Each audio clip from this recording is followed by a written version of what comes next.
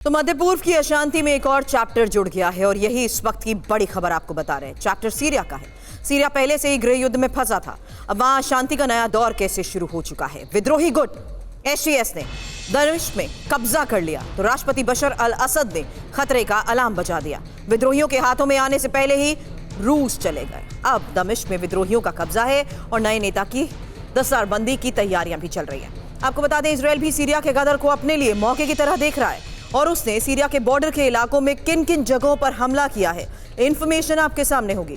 क्योंकि सीरिया जितना अहम अमेरिका के लिए है उतना ही अहम रूस के लिए भी है। इसलिए दोनों महाशक्तियों की पैनी नजर ग्राउंड जीरो पर है। लेकिन ग्राउंड जीरो की एक एक तस्वीर अब आपके सामने होगी। सीरिया की 5 ब्रेकिंग न्यूज, क्योंकि ये पहली तस्वीर दमिश्क की सड़क पर विद्रोहियों के उस जुलूस की है जहां देखिए किस तरीके से अब ये साफ हो चुका है कि किस तरीके से सीरिया में अलग अलग जगहों पर ऑपरेशंस को अंजाम दिया जा रहा है। और इसमें आपको बता दें कि अब तस्वीरें दमिश्क से भी सामने आ रही हैं जहां देखिए किस तरीके से ये विद्रोहियों के जुलूस की तस्वीर सबसे पहले आपके सामने। असद की मूर्ति को गिराकर सड़क पर कैसे घसीटा गया वो तस्वीर आपको दिखाएंगे। क्योंकि यहां जिस तरीके से इस वक्त हालात के बीच ये भयावह तस्वीरें सामने आ रही हैं, एक तरफ जहां अलग अलग जगहों पर ऑपरेशन, वहीं दूसरी तरफ लोगों की ये विद्रोहियों के जुलूस की तस्वीर।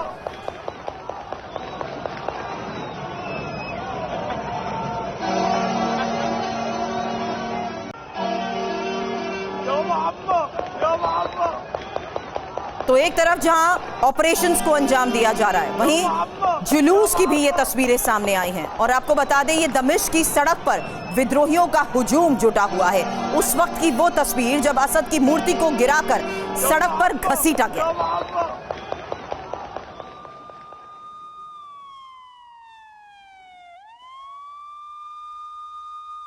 हालांकि इस बीच खबर यह भी है कि दमिश्क के ही एयरपोर्ट पर हवाई हमले को अंजाम दिया गया है और खबर यह कि रूसी विमानों ने यहां पर बॉम्ब गिराए हैं। तो फिलहाल इस बीच सीरिया के हालात को देखते हुए ये एक और तस्वीर जहां रूसी विमानों ने बॉम्ब गिराए हैं और ये दमिश्क के एयरपोर्ट पर हुए हवाई हमले की तस्वीर है।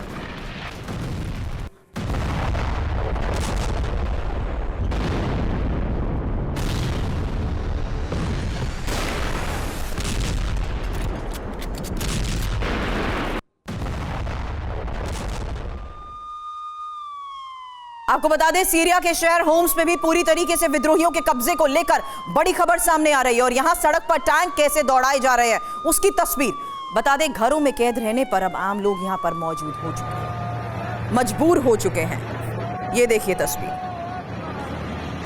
और इन तस्वीरों के साथ साथ ये साफ हो गया कि किस तरीके से हर तरफ इलाके में सड़क पर टैंक हैं। विद्रोहियों का इलाके में कब्जा हो चुका है, घरों में कैद हो चुके हैं आम लोग।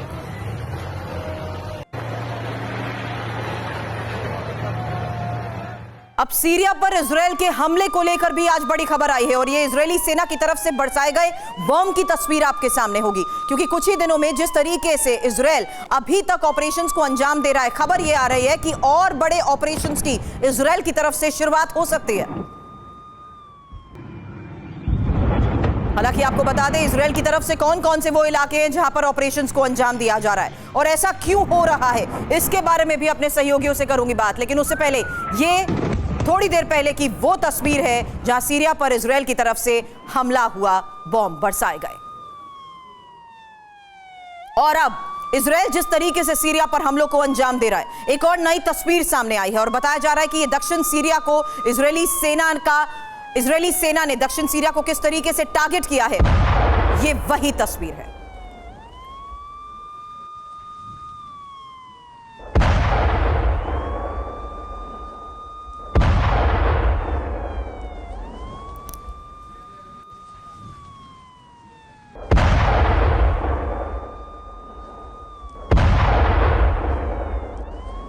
अलग अलग जगहों पर हुए हमले की तस्वीर आप देख चुके हैं। लेकिन इस बीच आपको बता दें, बशर अल असद ने करीब 25 साल तक राज किया है। इन 25 सालों में असद ने अकूत दौलत भी कमाई है, जिसकी तस्वीर अब साफ हो रही है। दशकों से पूरा सीरिया गृह युद्ध की चपेट में रहा है।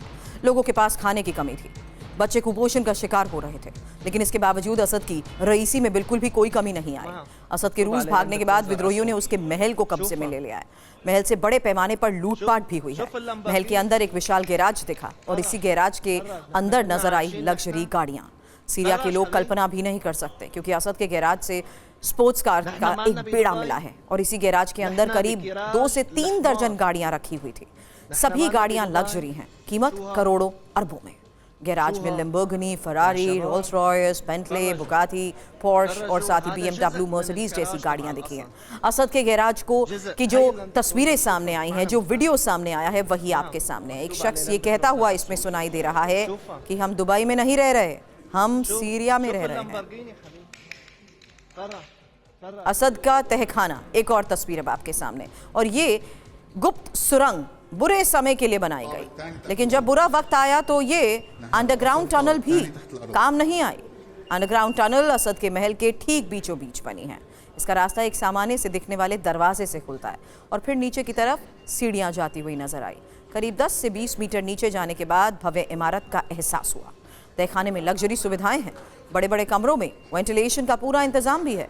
एक बड़ा लॉकर भी यहाँ पर दिखा, जिसके बारे में तो कहा जा रहा है कि इसी में असद ने सोना छिपा कर रखा था और अब इस सोने को वो अपने साथ रूस ले गया है। अंडरग्राउंड सुरंग पूरी तरीके से सुरक्षित है, किसी बॉम्ब का भी इस पर असर नहीं हो सकता। परमाणु बॉम्ब गिरने पर भी ये सुरंग पूरी तरीके से सुरक्षित रहती है। असद ने अपने परिवार की सुरक्षा के लिए इस तहखाने का निर्माण किया था। और सीरिया पर असद परिवार करीब 53 साल से राज कर रहा था। असद परिवार का रसूख इतना कि 2011 में अरब स्प्रिंग के बाद भी वो अपनी सत्ता बचाने में सफल रहा। असद के सीरिया छोड़ते ही उनके महल पर विद्रोहियों का राज हो गया। विद्रोहियों ने भारी तादाद में लूटपाट मचाई, सभी कीमती सामान लूट लिए गए। महल में मौजूद धन दौलत के साथ साथ कीमती गाड़ियां भी विद्रोही अपने साथ ले जा रहे हैं। लूटपाट के बाद पूरा महल उजाड़ दिया गया है। इस बीच आपको बता दूं, मेरे सहयोगी मनीष झा और साथ ही सुमित चौधरी इस वक्त स्टूडियो में हमें कर चुके हैं ज्वाइन। मनीष, इन हालात के बीच कौन संभालेगा सीरिया की कमान? ये सवाल करने से पहले इस वक्त जो वहां पर हो रहा है, विद्रोही जिस तरीके से राज करते हुए नजर आ रहे हैं, क्विक अपडेट इस बारे में।